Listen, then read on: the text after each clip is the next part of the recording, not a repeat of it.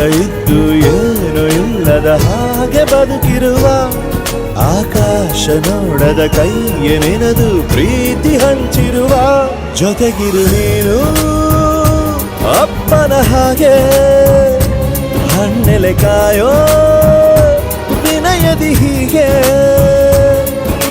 ನಿನ್ನನು ಪಡೆದ ನಾವು ಪುನೀತ ಬಾಳು ನಗು ನಗುತ್ತಾ ಬೊಂಬೆ ಹೇಳುತ್ತೈತೆ ಮತ್ತೆ ಹೇಳುತ್ತೈತೆ ನೀನೇ ರಾಜಕುಮಾರ.